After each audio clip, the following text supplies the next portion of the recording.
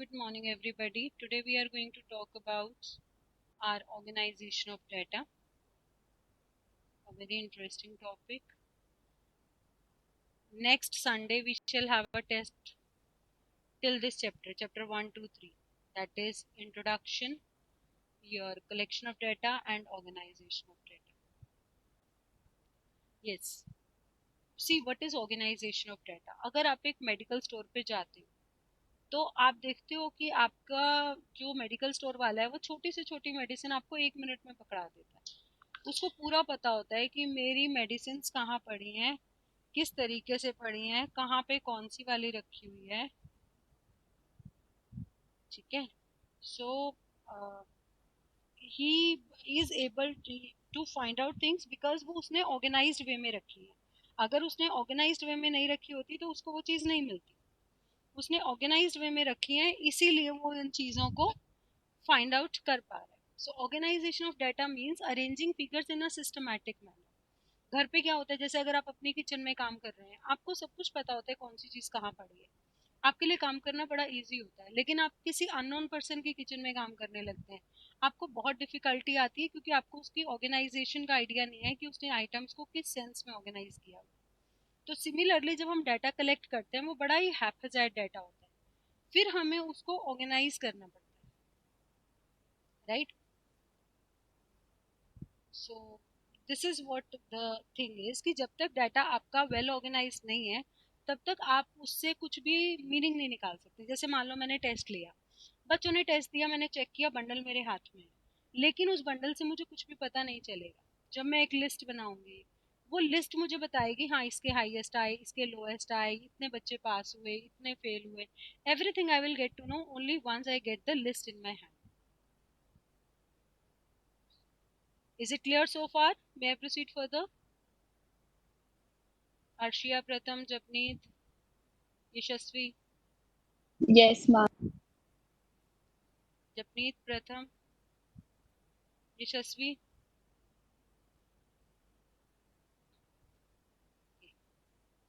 Objectives of organisation of data. हम देखो क्या ऑब्जेक्टिव क्या है हमारा जब हम डाटा को ऑर्गेनाइज कर रहे हैं।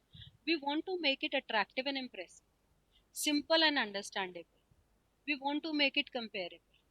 We want to save our time, effort and energy. Because you know if suppose roll number 10 asks me ma'am what are my marks, और मुझे बंडल में से ढूंढने हैं, it will take me too much time.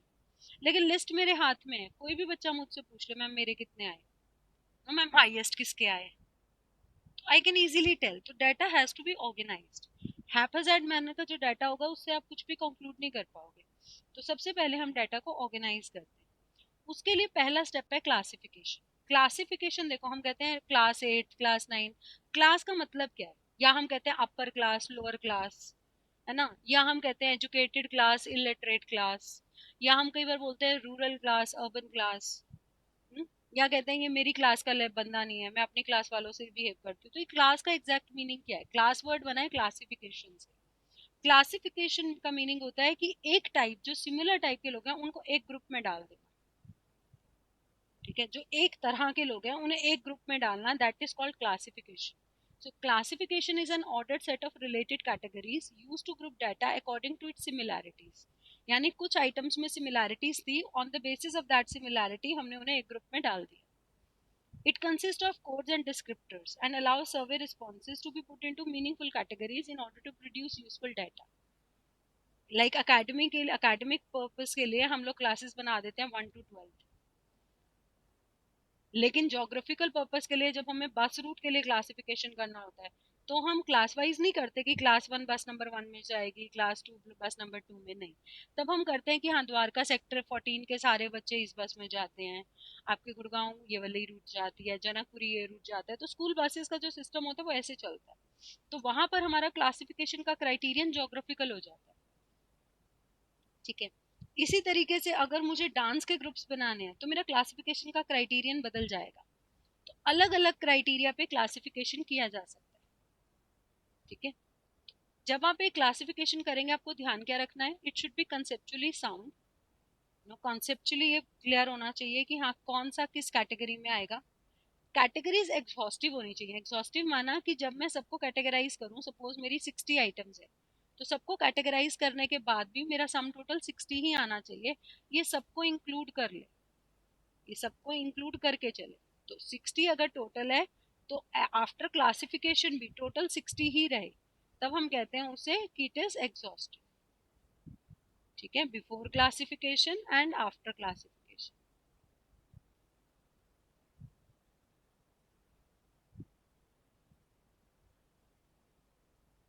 Sum total of all classes should remain same, right. Operationally feasible, अगर आप कहोगे इनको क्लासिफाई करो on the basis of their dreams, तो भाई ऑपरेशनली फिजिबल नहीं है। मैं किसके ड्रीम्स पता लगाऊं? On the basis of their imaginative skill मैं कैसे पता लगाऊं? तो ऑपरेशनली फिजिबल बेस पे करो, उनके मार्क्स हो गए, उनका घर का एड्रेस हो गया, ऐसे कुछ क्लासिफाई करो, जेंडर हो गया, प्रैक्टिकली पॉसिबल हो। Statistically robust, robust mean strong, robust का डिक्शनरी मीनिंग होता है स्ट्रॉन्ग, तो उसकी स्टैटिस्टिकल बैकग्राउंड स्ट्रॉन्ग हो जिस बेसिस पे आपने किया है क्लासिफाई। इंटरनेशनल लेवल पे कंपेरेबल, फॉर एग्जांपल जब भी हमें इंटरनेशनल लेवल पे इनकम्स कंपेयर करनी होती है, हम सबकी इनकम डॉलर्स में लेते हैं। Dollar is the standard for comparing GDP of different countries. तो हम एक स्टैंडर्ड टर्म यूज कर रहे हैं, डॉलर। ये नहीं किसी की रुपी में, किसी की येन में, किसी की किसी करेंसी में, no, we are taking one common currency. तो इंटरनेशनली कंपेरेबल बना के तब हम डाटा को क्लासिफाई करते हैं।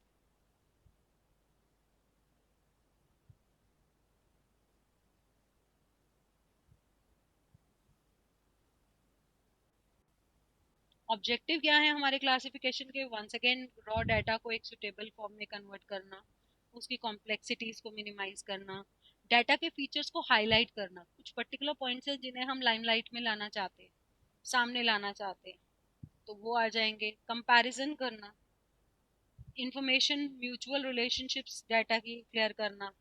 जैसे आपने देखा होगा जब भी रिजल्ट आता है हम कहते हैं मोर्चा फिर लड़कियों ने मारा, तो ऑर्गेनाइज किया उसके बाद ही हम बता सकते हैं कि गर्ल्स का रिजल्ट बेटर रहा बॉयज से, या पर्टिकुलर स्कूल के बच्चों ने टॉप किया।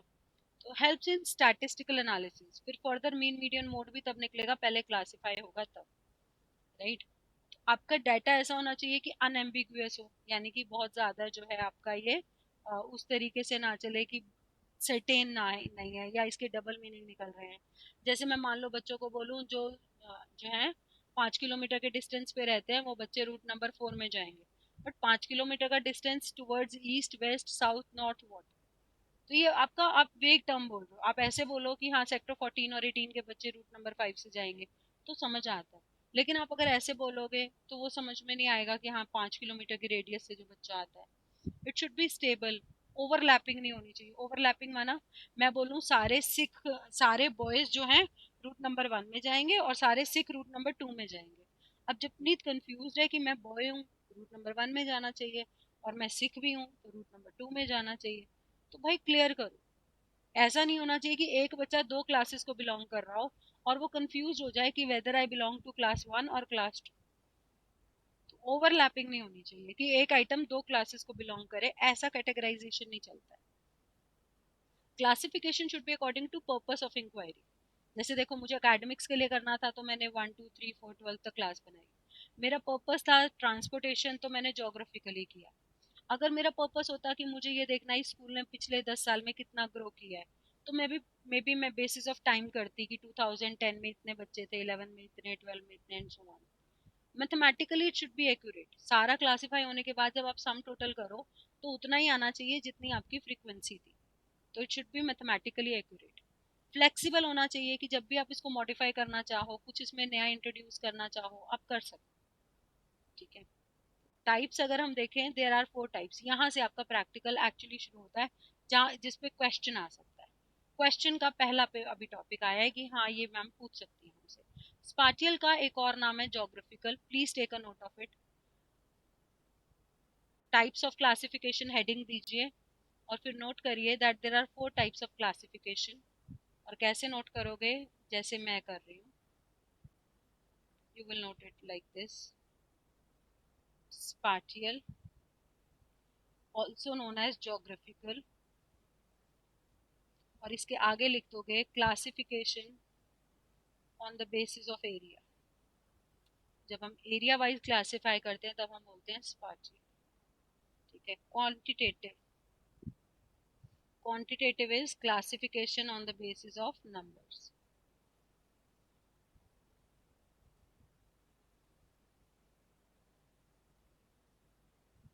Qualitative, classification on the basis of attributes. Attribute जैसे married, unmarried, employed, unemployed, यानी जो क्लासिक नंबर में नहीं एक्सप्रेस किया जा सकता, क्वालिटी है, एट्रीब्यूट है। ठीक है। Chronological,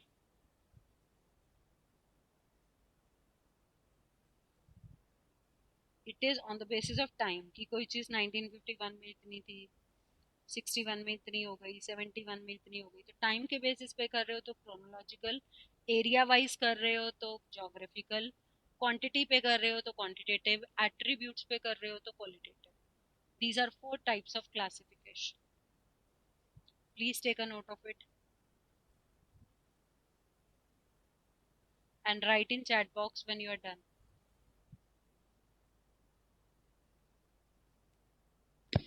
Ask me in case there are any doubts.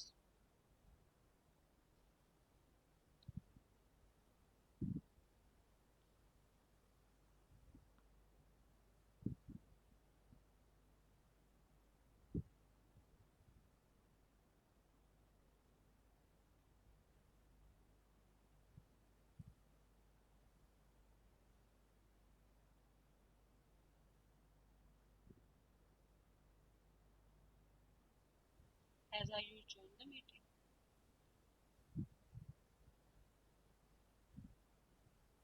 Clear to everyone? Note it down.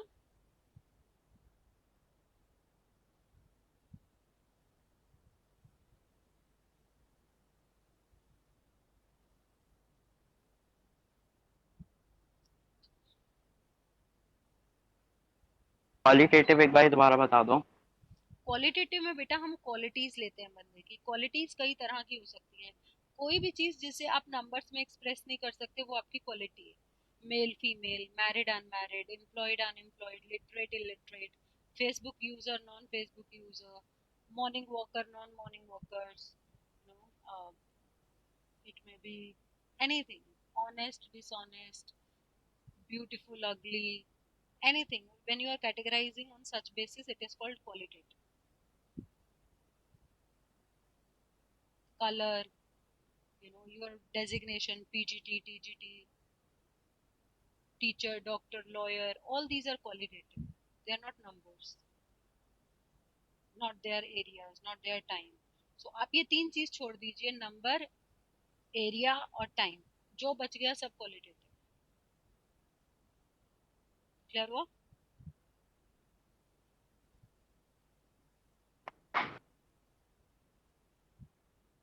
Clear हुआ? Yes ma'am.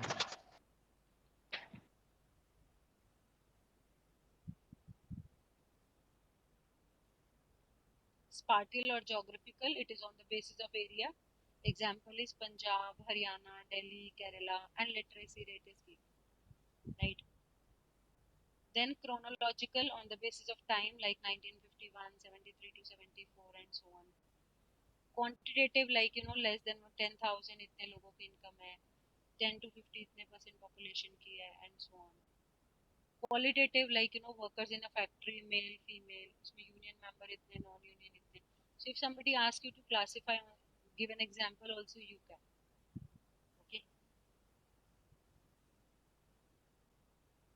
What is a variable? Now comes what is a variable, very important theory question. Okay. Variable is a characteristic or phenomenon. A characteristic or phenomenon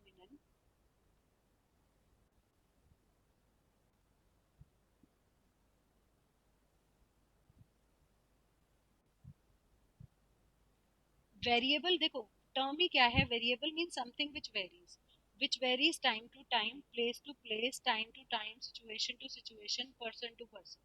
कोई भी चीज जो person to person very करती है, time to time very करती है, place to place very करती है, उसे हम वेरिएबल बोलते हैं। ठीक है। यशस्वी हाइट कितनी है आपकी? यशस्वी हाइट कितनी है? 0.7 5.7। अर्शिया हाइट कितनी? मैम 5.7 अर्शिया कितनी हाइट है? Ma'am, 5.3. 5.3।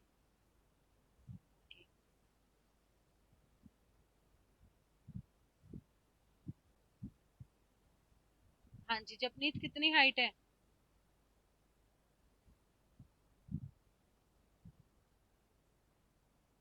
जपनीत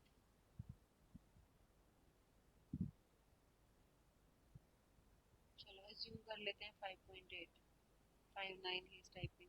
तो ये आप देख रहे हो person to person height vary कर रही है, प्रथम की अलग होगी, राइट। टेम्परेचर आज का दिल्ली का कितना है, कश्मीर का कितना है, गोवा का कितना है, ये वेरी करेगा। This is temperature is a very something which varies time to,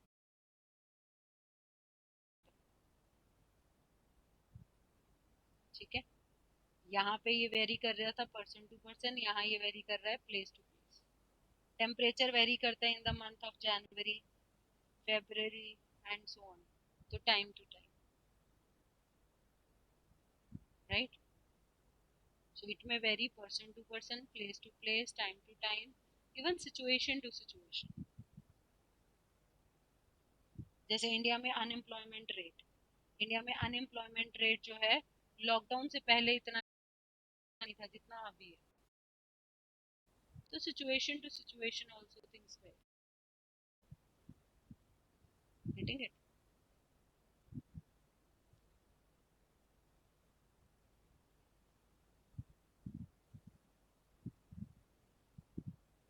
clear है? मैम एक बार प्लीज रिपीट कर दो, आपकी वॉइस क्रैक हो रही थी। मैम इसमें पर्सन टू पर्सन लेंगे ना, जब हमने हाइट मेजर की तो। हाँ, it is person to person. Okay हाँ। ठीक है, देखो हम क्या कह रहे हैं, हम कह रहे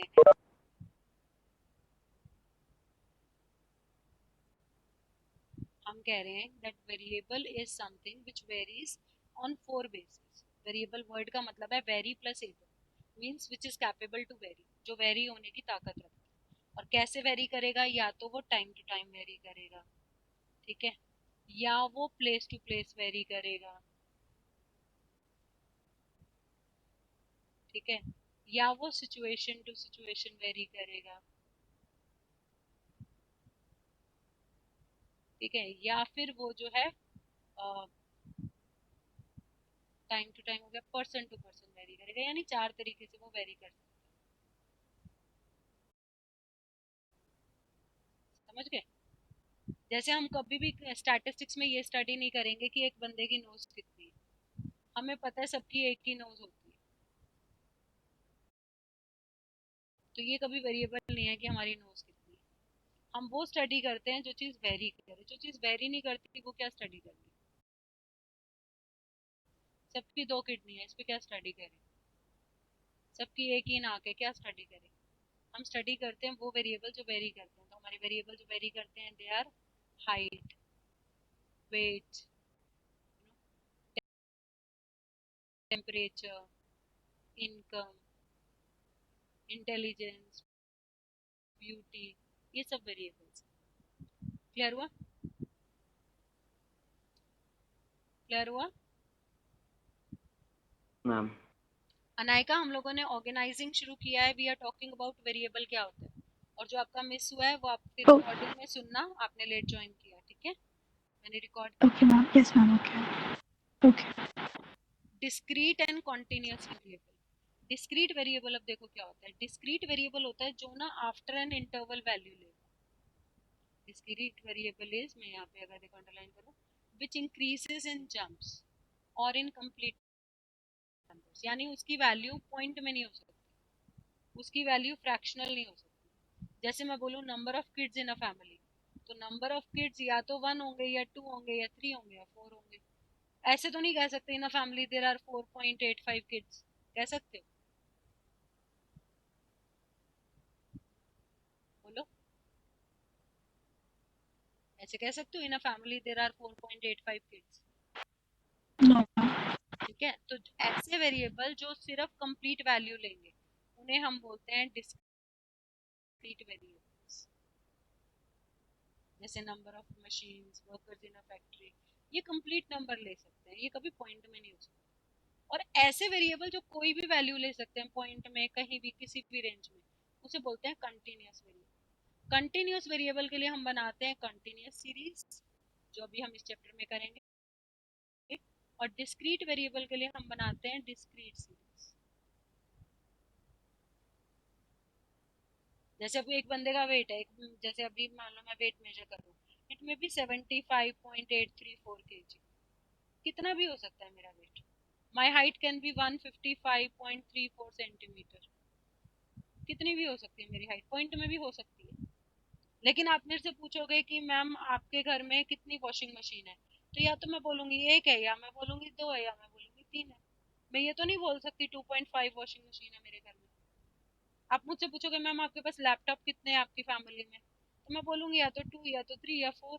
मैं ये तो नहीं कह सकती 2.85 लैपटॉप है मेरे घर में। तो कुछ नंबर्स होते हैं जो हमेशा कंप्लीट वैल्यू लेते हैं, कुछ वेरिएबल, उन वेरिएबल्स को हम बोलते हैं डिस्क्रीट।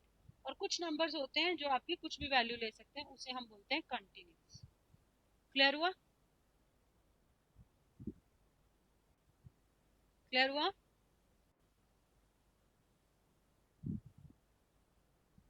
ये रिपीटेड आ गया बाय मिस्टेक, ये हम पिछले में कर चुके। कमिंग टू स्टैटिस्टिकल सीरीज, यहाँ से हमारा प्रैक्टिकल शुरू होता है। स्टैटिस्टिकल सीरीज देखो, on the basis of characteristic it is of three types: time series, geographical series, condition series. इसकी हमारे में सिर्फ थ्योरी है, प्रैक्टिकल नहीं है। टाइम सीरीज हो गई जैसे टाइम के बेस पे, कि कोई चीज़ 1951 में इतनी थी, 1961 में इतनी थी, 1971 में इतनी थी, तो ये हो गई टाइम सीरीज। स्पाटियल हो गई आपके एरिया वाइज, कि कोई चीज़ यूएसए में इतनी है, यूके में इतनी है, फ्रांस में इतनी है, इंडिया में इतनी है, तो ये आपकी हो गई स्पाटियल सीरीज ज्योग्राफिकल वाइज। कंडीशन हो गई आपकी क्वालिटेटिव एक तरह से। तो एक तरह से आप देखो ना, तो अभी मैंने जो आपको चार टाइप के क्लासिफिकेशन बताए, चार टाइप के क्लासिफिकेशन बताए ना आपको, स्पाटियल, स्पाटियल यहाँ आ गया, क्रोनोलॉजिकल टाइम वाइज यहाँ आ गया, और क्वालिटेटिव यहाँ आ गया कंडीशन सीरीज। क्वांटिटेटिव के तीन टाइप्स फर्दर बनाए गए। तो ये क्या है, ये क्वांटिटेटिव के फर्दर तीन टाइप्स, कि क्वांटिटेटिव सीरीज आप इंडिविजुअल की तरह बना सकते हो, डिस्क्रीट की तरह, और कंटिन्यूअस की तरह। और क्योंकि हमने पहले चैप्टर में पढ़ा था statistics deals only with quantitative data, तो हम इनकी डिटेल में नहीं जाएंगे, हम डिटेल सिर्फ इन तीनों की पढ़ेंगे। तो ये तीनों एक तरह से वही हैं जो हमने क्लासिफिकेशन में पढ़ा। नायिका आपके लिए रिपीट कर रही हूँ, हमने चार तरह की क्लासिफिकेशन पढ़ी। हमने पहली क्लासिफिकेशन पढ़ी chronological. Chronological means time wise, कि डाटा को टाइम वाइज बताना, कि कोई चीज़ इस साल इतनी थी, इस साल इतनी। स्पाटियल, एरिया वाइज बताना, कोई चीज़ यूएस में इतनी है, यूके में इतनी है। और कंडीशन माना क्वालिटी वाइज बताना, male female, educated uneducated, employed unemployed, कोई भी क्वालिटी जो नंबर में नहीं आ सकती। और चौथी थी क्वांटिटेटिव। क्वांटिटेटिव के फर्दर तीन टाइप्स, क्वांटिटेटिव के फर्दर तीन टाइप्स। बेटा 12th को मेरी आवाज़ बिल्कुल क्लियर आती है? आप लोग अपने लेवल पे भी नेटवर्क चेक करो थोड़ा सा। अगर एक पर्टिकुलर, एक तो उत्तम नगर में नेटवर्क खराब है, मेरे जितने भी स्टूडेंट्स उत्तम नगर के हैं उनको आवाज़ नहीं आती। एक हरिनगर में नेटवर्क खराब है। उत्तम नगर और हरिनगर दो जगह नेटवर्क इशू है। थोड़ा सा आप अपने एंड पे भी चेक करो, अपने घर की लोकेशन भी देखो कहाँ नेटवर्क बेस्ट आता है। जैसे मैं भी अपने घर में एक ऐसे, मेरा, मैं जिस रूम में हूँ यहाँ एसी भी नहीं है, लेकिन नेटवर्क यहीं अच्छा आता है, तो इसलिए मैं यहीं बैठ के क्लास कराती हूँ। तो आप भी अपने घर का कॉर्नर पता करो किस कॉर्नर में नेटवर्क अच्छा है। तो क्वांटिटेटिव का जो है ये फर्दर तीन कैटेगरी। क्लियर हुआ?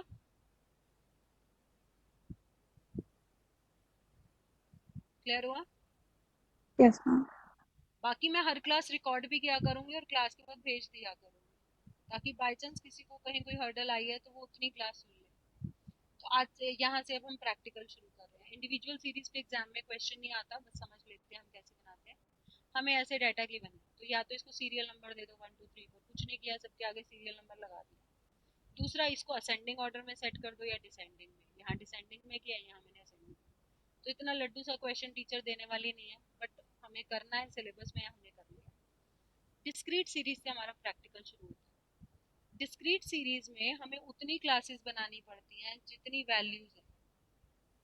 यानी सपोज मेरा डाटा कुछ ऐसे है, सपोज माय डाटा इज 3 8 12 9 5 6 7 3 2 2 3 5 7 6 8 9 12 7 8 12 12 7 5 4।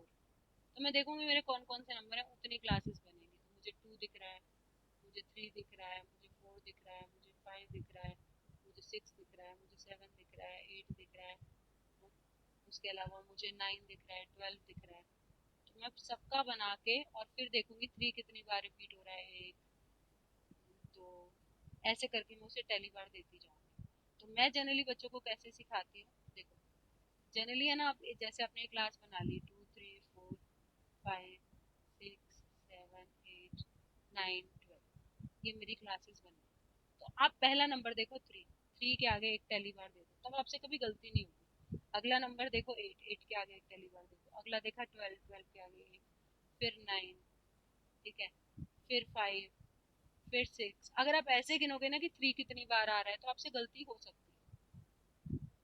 5 6, उसके बाद 7, फिर 3 2 दो बार, 3 एक बार, 2 दो बार, फिर उसके बाद 5, फिर 7 6, फिर 8 9 12, 8 9 12, फिर उसके बाद 7 8 12 12, 7 7 8 12, 12 दो बार।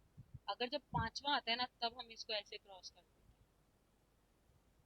और फिर यहाँ पर हम इसको नंबर्स में लिखते हैं 2 2। ये आपने मैथ्स में किया हुआ है, if I am not mistake. Last में आप टोटलिंग करके देख लो कि जितने ये नंबर्स थे उतना ही टोटल आना चाहिए। अगर टोटल उतना नहीं आ रहा, इट मीन्स आपने कहीं गलती की। जैसे मैंने कोई ये डाटा गिवन है, तो मैंने इसको सेट किया, तो मैं यहाँ पे ये जो टोटलिंग है ना, इस टोटलिंग को वेरीफाई कर दूँ। टोटलिंग मेरी आ रही है 7 और 6 13 20 36। अगर मेरे नंबर 36 ही थे तो मेरा आंसर ठीक है, अदरवाइज मेरा आंसर गलत है। अब ये जो है ना, मेरे को यहाँ पे कंप्यूटर पे करना नहीं आता था, तो मैंने एज्यूम कर लिया कि बच्चों को समझा दूंगी ऐसे करना है इसको। जब भी 5 होता है ऐसे क्रॉस कर देते हैं 4 के बाद।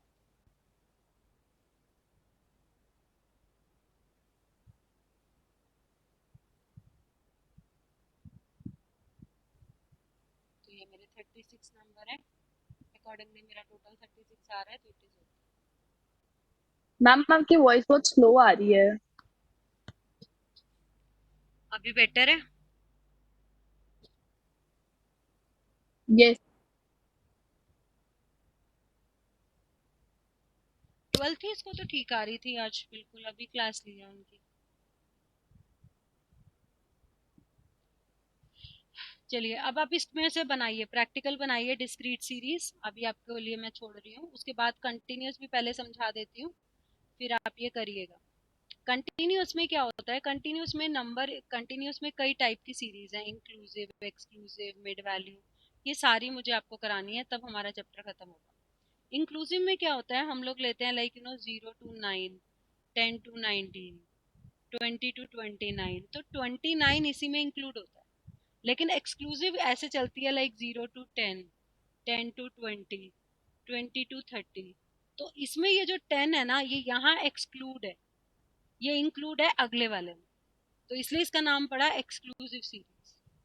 इंक्लूसिव में the upper limit of first class is not the lower limit of next class, अगर हमें डिफाइन करना है।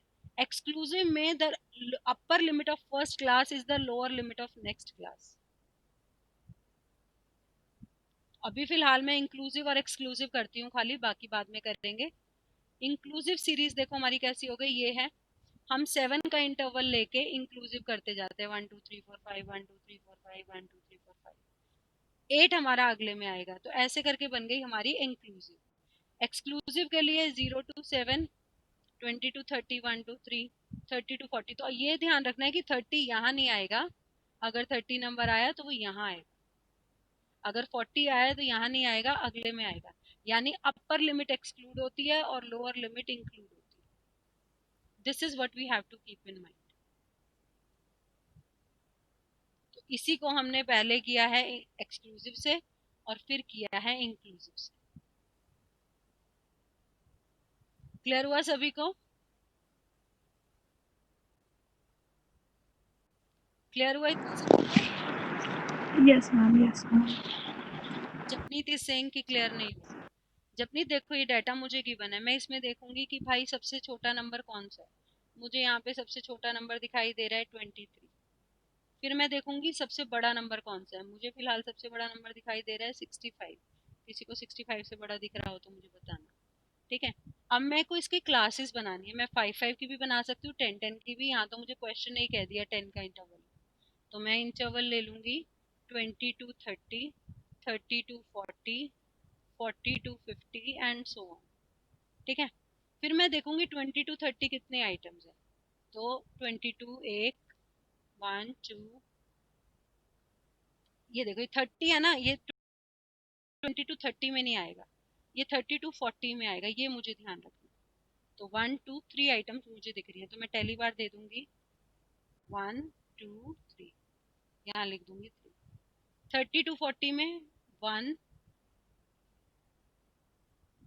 2 3, 40 नहीं लूंगी मैं, 40 40 to 50 में आएगा। तो इसमें भी 1 2 3 और मैं यहाँ लिख दूंगी 3। ऐसे करके मैं करती जाऊंगी। सम टोटल अगर मेरा 20 आया तो मैंने ठीक किया है, नहीं आ रहा तो इसका मतलब कहीं गलती की है। ये मेथड है एक्सक्लूसिव, क्योंकि इसमें मैं अपर लिमिट को एक्सक्लूड कर रही हूँ। इंक्लूसिव से बनाना होगा तो मैं बनाऊंगी 20 to 29, 30 to 39, 39 सॉरी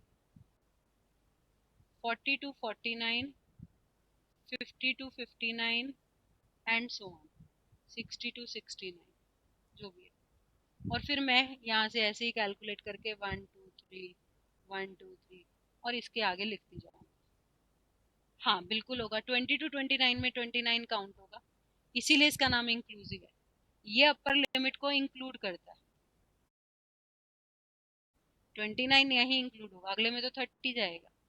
यहाँ पे 30 इंक्लूड नहीं होता, क्योंकि 30 यहाँ भी है, 30 यहाँ भी है। तो here 30 is included in the next class. So it is inclusive of lower limit and exclusive of upper limit. अब बताइए किस किस को क्लियर हुआ? देखो मुझे जरा सा भी गुस्सा नहीं आया कि भाई जपनीत कह रहा है समझ नहीं आया, फिर से समझाओ, कोई दिक्कत नहीं है। क्या जल्दी है हमें? स्कूल वाली मैम ने भी भगाया, मैं भी भगाऊं तो फायदा क्या? भगाना नहीं है, हमें समझना है। मैम इंक्लूसिव में 10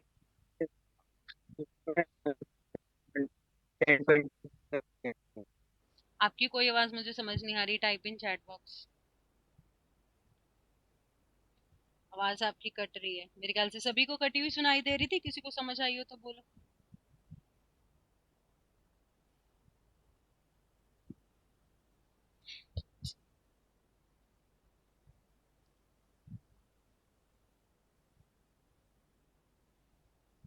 प्रैक्टिकल करते हैं, शायद हमें उससे समझ में आएगा। ठीक है, एक प्रैक्टिकल स्टार्ट करते हैं हम। यहाँ पे मैं इसको हटा देती हूँ एनोटेशंस को, एक बार फिर से समझो।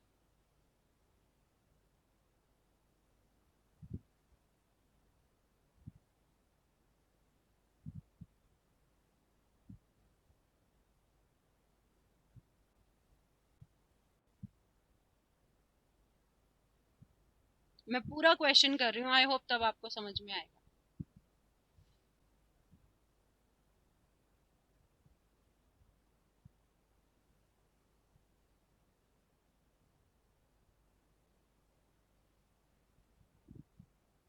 मैं पूरा क्वेश्चन ही कर देती हूँ, तब आपको समझ में आएगा। देखो पहले मैं करती हूँ इंक्लूसिव सीरीज से, ठीक है। इंक्लूसिव से मेरे क्लासेस बनेंगी 20 to 29, 30 to 39, 40 to 49, 50 to 59, 60 to 69। ठीक है, यहाँ मैं ले लूंगी टेली बार। 22 इस क्लास में, 25 इस क्लास में, 38 इस क्लास में, 40 इस क्लास में, 30 इस क्लास में। ठीक है, ये ध्यान देना कौन सा कहाँ जा रहा है। 50 इस क्लास में अगली, 45 इधर, 55 इधर, फिर 58 इधर, फिर 60 इधर, 65 इधर, फिर आपका 42 इधर, 42 के बाद 52 इधर, फिर आपका 23 ऊपर। ऐसे एक एक को पोस्ट करो, अगर गिनोगे तो गलती होने का चांस है। 35, फिर 45, फिर 55, 55 पे ऐसे क्रॉस लगा देते हैं, फिर 56, 58, 47 आपका फिर ऊपर गया, और 37। ठीक है, फिर यहाँ पे इसको लिखो in the form of frequency. तो फ्रीक्वेंसी पहले की 3, दूसरे की 4, 5, 6 और 2, और सम टोटल करो। अगर 20 आ रहा है तो ठीक है, 8, 8 और 5 13, 13 और 7 20। यस, क्लियर और नॉट क्लियर? ठीक है, अब मैं इसी को करती हूँ एक्सक्लूसिव से। एक्सक्लूसिव में 20, 20 to 30, 30 to 40, 40 to 50, 50 to 60, 60 to 70। अब देखो, पहला 22 टेली बार, दूसरा 25, तीसरा 38, चौथा 40, 40 को इधर नहीं लेना, 40 को इधर लेना, बस इसमें ये ध्यान रखना। अगला 30, 30 को इधर नहीं लेना, 30 को नीचे लेना। अगला 50, 50 को 40 टू 50 में नहीं लेना, 50 टू 60 में लेना। फिर 45, फिर 55, फिर आपका 58, फिर आपका 60 को इधर लेना है, 65 इधर लेना है, 42 इधर लेना है, 52 इधर लेना है। ठीक है, 23 इधर लेना है, 35 इधर लेना है, 45 इधर लेना है, 55 इधर ले लेते हैं, 58 फिर इधर हो गया, 47 इधर चला गया, 37 अपनी जगह गया। तो it came out to be 3, 4, 5, 5, 6 and 2। Sum total करो, 8 और 5 13 और 7 20। क्लियर हुआ? अब क्लियर हुआ?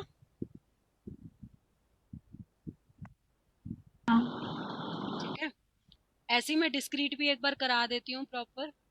डिस्क्रीट में देखो क्या था, डिस्क्रीट में हम कर रहे थे, ये मुझे नंबर्स गिवन। ठीक है, मैंने देखा मिनिमम नंबर मुझे दिखाई दे रहा है 0, और मैक्सिमम नंबर मुझे दिखाई दे रहा है 7। तो मैंने अपनी क्लासेस ले ली यहाँ पे x 0, 1, 2, 3, 4, 5, 6, 8 भी है, मुझे एक 8 भी दिख गया। यहाँ मैं लूंगी टेली बार, और मैं यहाँ लूंगी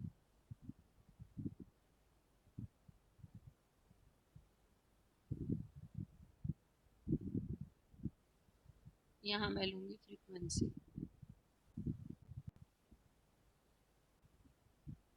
अब देखते हैं, देखो पहला नंबर है 1, 1 के आगे एक टेली बार, दूसरा नंबर 2, 2 के आगे एक टेली बार, फिर 3, फिर 1, 2, 3, तो 1, 2, 3, फिर उसके बाद 4, 2, 3, 4, 4, 2, 3, 4, ऐसे करके नंबर पोस्ट करते जाइए। 5, 7, 5, 3, 1, 3, 2, 2, it is 1, 3, 2, once again 2, 4, 0, 4 and 0 and 3, 4 and so on. So you will get the frequency here. Do the sum total. If sum total comes out to be 50, your answer is correct. If sum total is not 50, you have done a mistake.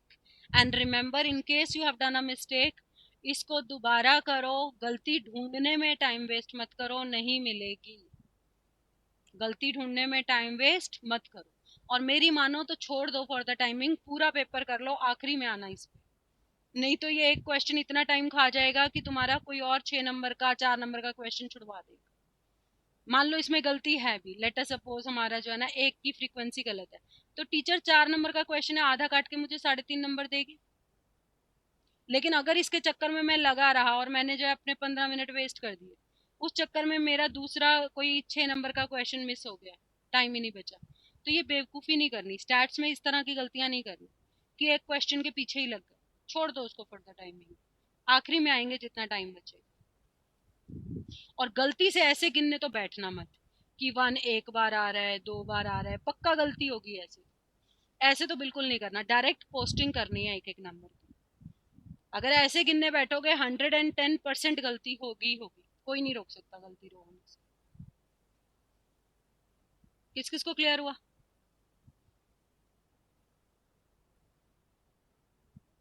किस किस को clear हुआ?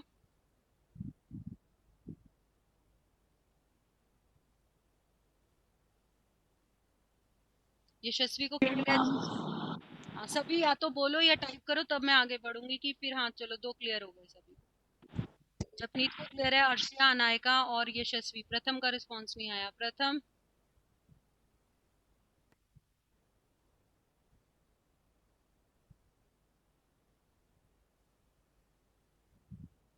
प्रथम are you there? Speaking. Okay, fine. अब देखो, अगर मैं एक नॉर्मल क्लासेस की बात करूं तो मैं एक दिन में इससे ज्यादा नहीं कराती, इसके बाद मैं प्रैक्टिकल कराती हूँ और बच्चा मुझे व्हाट्सएप पे भेजता है। लेकिन क्योंकि तुम्हारा यूटी है, जपनीत का नहीं है और आपका यशस्वी का नहीं है, और यशस्वी का है बट ये टॉपिक नहीं आ रहा, बट बाकियों का यूटी है, तो मैं और भी कराऊं आगे, या पहले इसकी फटाफट से प्रैक्टिस कर ले? 10 मिनट लगाओ, एक एक क्वेश्चन कर लो, मुझे सेंड करो। 2 to 3 किसी की क्लास है? Accounts. किसकी है? Name yourself. Ma'am Japneet. Okay, Japneet का तो पेपर नहीं है ना वेडनेसडे को? No ma'am. हाँ ठीक है। मेरी भी है। मेरी कौन है? मेरी नाम बोले ना, नहीं याद, मैं अभी आवाज नहीं प्रथम पहचान रही प्रथम। आवाज। प्रथम की भी क्लास है, अच्छा। चलो फिर बताओ, प्रैक्टिकल अपने आप करोगे, मैं करवाती जाऊं, समझाती जाऊं? क्वेश्चन दे दो, प्रैक्टिस आपको भेज देंगे फिर करके। ठीक है। तो मिड वैल्यू में अब देखो कैसे करते हैं। मिड वैल्यू सीरीज में ना आपको मिड वैल्यू दी हुई है, ये मिड वैल्यू आपको कहेंगे क्लास निकालो इसकी, तो इसको और इसको ऐड करो, यानी you will do 2 + 4 divided by 2। ये जो आई ना, ये आपकी अपर लिमिट आ गई। अब इस अपर लिमिट में से क्या माइनस करो? इन दोनों का गैप, इन दोनों का गैप जितना, तो इट इज इक्वल टू 4 - 2, तो 3 - 2 = 1। तो आपकी जो ये क्लास है, it is 1 to 3, 3 to 5, 5 to 7। अगर गैप सेम चल रहा है तो आपको आगे की निकालने की जरूरत नहीं है। अगर इन सब का गैप 2 का ही है तो एक निकल गई, बाकी सब ऐड करके निकल जाएंगे। लेकिन अगर ये सब का गैप अलग अलग है तो हर लेवल पे निकालनी पड़ेगी, यानी इन दोनों की फिर से ऐसे ही निकालो। 4 + 6 डिवाइडेड बाई 2 इक्वल टू 5। फिर 5 माइनस इन दोनों का गैप जितना है, तो 5 - 2 = 3। तो या तो हर लेवल पे तब निकालनी पड़ती है जब हर एक का इंटरवल आपको अलग दिख रहा है, अदरवाइज एक की निकल गई क्लास, बाकी सबकी निकल जाएगी। तो मिड वैल्यू सीरीज में ऐसे क्लास निकालनी होती है। और मैं ये वीडियो शेयर करूंगी, इसलिए जहां भी स्टक हो, मान लो प्रैक्टिस कर रहे हैं मिड वैल्यू सीरीज की, नहीं हो रहा, वीडियो उसी पॉइंट से दोबारा चलाई, प्रैक्टिकल करने बैठ गए।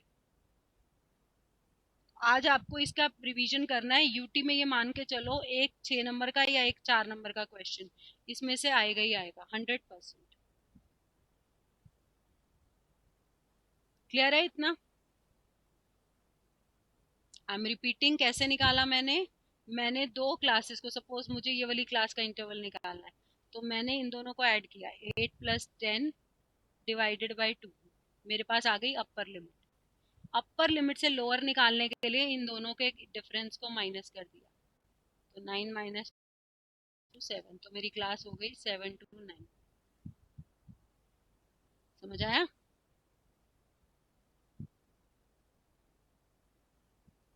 क्लियर हुआ? 7 to 9 क्यों लेंगे?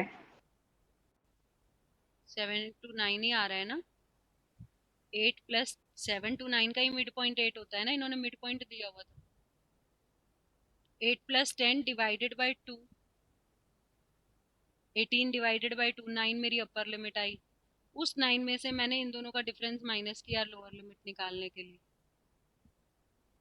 जैसे मैं सपोज मुझे इस लेवल का निकालना होता है, लेट मी सपोज मुझे इस लेवल का निकालना है, तो ये है मेरी और इससे अगली वाली, इन दोनों को ऐड करके 2 से डिवाइड करना होता है to get the upper limit. तो 6 प्लस 8 डिवाइडेड बाई 2, तो मेरी अपर लिमिट आ जाएगी 7, और 7 में से 2 माइनस किया, लोअर लिमिट आ गई 5, तो मेरा क्लास हो गया 5 to 7। हुआ क्लियर?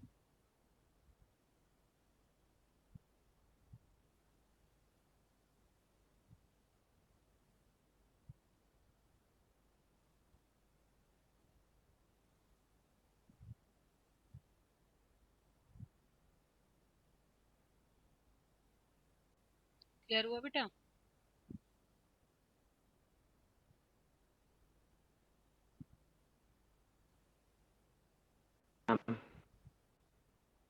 ओपन एंडेड सीरीज कुछ नहीं होती, इस पे आपको थ्योरी आ सकती है। कई बार है ना हमारा डाटा ऐसा होता है जो इनफाइनाइट तक जा सकता है, तो हम 400 के बाद 500 नहीं करते, हम कर देते हैं 400 एंड अबव। जैसे मान लो मैं बोल रही हूँ income, income less than 10,000, 10,000 to 20, 20 to 30, 30 to 40, 40 and above, क्योंकि किसी की इनकम मिलियंस तक हो सकती है, मैं कितनी क्लासेस बनाऊँ। तो मैं फर्स्ट क्लास और लास्ट क्लास का, फर्स्ट क्लास का लोअर लिमिट नहीं लेती और लास्ट क्लास का अपर लिमिट नहीं लेती।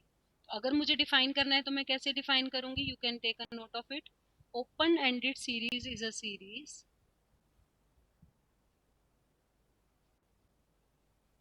in which lower limit of first class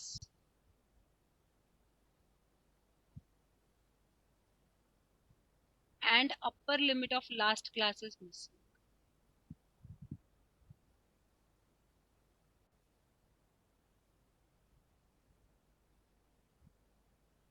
जबकि तुम्हारे यूटी कब है? इसको नोट करो सभी। ओपन एंडेड की डेफिनेशन कैसे लिखोगे? मैम अभी कुछ नहीं पता, अभी तक मैम क्लासेस शुरू नहीं हुई। अच्छा, चलो ठीक है। क्लियर हुआ यहाँ तक सभी को? मैम ट्यूशन में नेक्स्ट संडे टेस्ट है, चैप्टर 1 to 3।